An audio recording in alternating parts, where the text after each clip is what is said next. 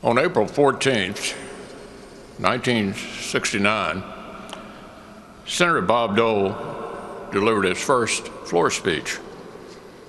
He said, quote, "The task ahead is monumental."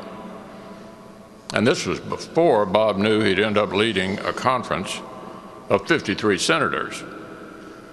Years later, after he had become leader, Bob described his Senate management challenges with his trademark wit. "If I'd known," he said, "we were going to win control of the Senate, we'd have run better candidates." I swear, Bob could have made it as a stand-up comic.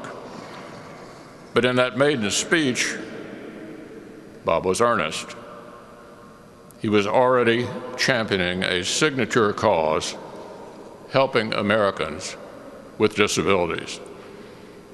"The task ahead is monumental," he said, "but I'm confident that there are forces in America ready and willing to meet the challenge."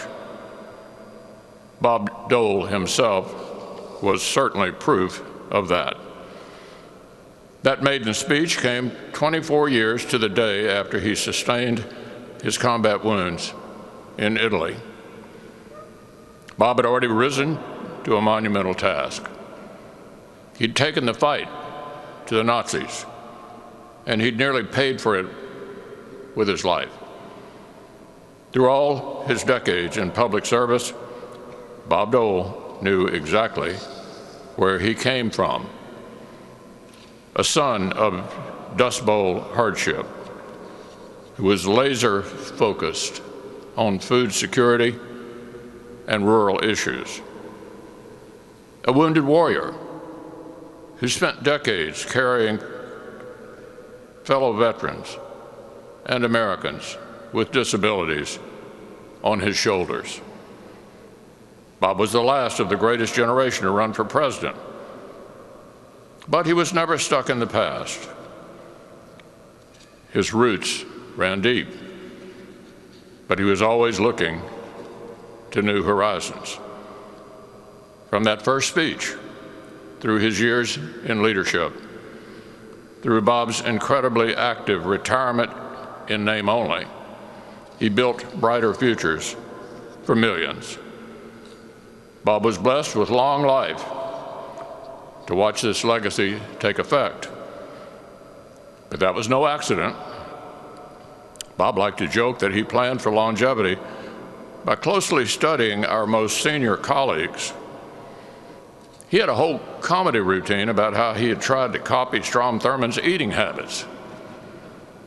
If Strom takes a shrimp, I take a shrimp. If he eats a banana, I eat a banana. But the real engine behind Bob's 98 remarkable years was his love. His love for Elizabeth and for Robin, for public service, for Kansas, and for America. Today we honor the amazing life that love created. And we thank God, the source of all love, both for Bob's incredible journey here in this life and for the fact that he has entered his eternal reward in the next.